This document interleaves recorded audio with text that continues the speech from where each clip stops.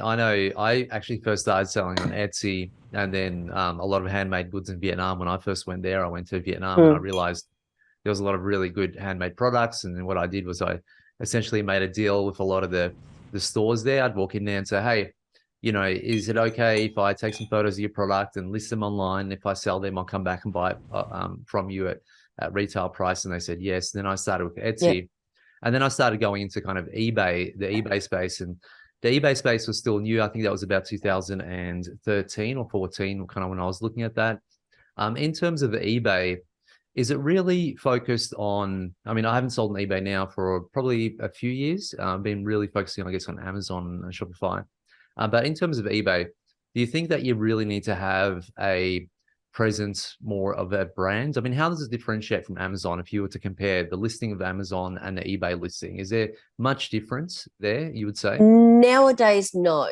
Mhm. Um, Years ago, when it was all secondhand auction stuff, it was really the cheapest was the thing. Um, when eBay bought or created Gumtree, a lot of that rubbish from the backyard type listings, eBay would send sellers messages saying, hey, this isn't the best platform for you, let's sell it on Gumtree. And so nowadays, and it has been for probably 7 or 8 years, something like, I think it's 85% of stuff that's on eBay is brand new and it's buy it now.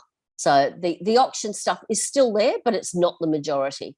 Um, brand, look, brand, I feel, even on Amazon in Australia, isn't as big as it is in Amazon in the US. Australia doesn't really care so much about brand. And I've always said, if you look at bricks and mortar, the way that we prove that Australians don't really care about brand so much is the huge rise of Aldi, Mhm. how quickly they knocked off Coles and Woolworths. So, so when I do my eBay training, that's about the only thing with the listings that I differ with Neil, because eBay only has 85 characters. We don't generally waste that real estate on having your brand up front. Mhm. So certainly I have built a brand, and I do that by being consistent across all my listings, having inserts that I send out.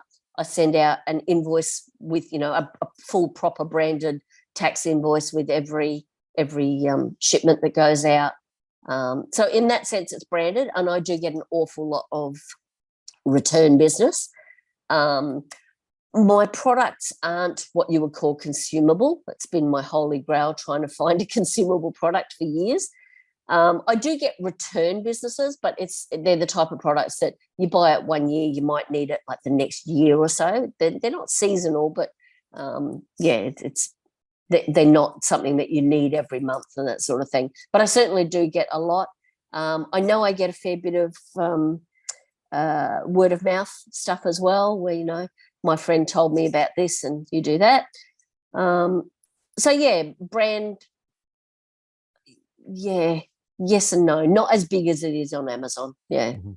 What would you say has been the biggest challenge with getting into the e-commerce space and getting onto eBay? What is something that you found maybe challenging, or something that people find challenging? I don't think I had any major issues getting onto eBay. It was a pretty easy ride. Getting onto Amazon was certainly more challenging. And I guess the challenges that you have every day now is just constant rule changes, Mhm. and you think you're doing something and then they'll change the rules or they amend the rules and then things are slightly different. Um, Amazon probably more so than eBay with that. Um, but and then I've had some freight issues, some not freight issues actually. I've been really lucky with freight issues, shipping account issues. Certainly since Australia Post took over Star Trek, they've changed a lot. My pricing hasn't particularly gone up, but the way they deal with things is done. They've added some loadings on there that weren't there before. So yeah, but And no challenges. I guess the biggest challenge is just keeping on top of everything, on top of the rules. That was a video from my regular Monday night Q&A session with the members of the Aussie online entrepreneurs. We are a community of 2,500 members and growing. We're the fastest growing community of professional e-commerce sellers right here in Australia. With sales, by the way, of over $50 million. $50 million, holy crap. If you'd like to find out more about what we do and how we can help you build your own e-commerce business too, get off to www.aussieonlineentrepreneurs.com.au. The link for that is in the description. And thanks so much for watching. See you in the next video.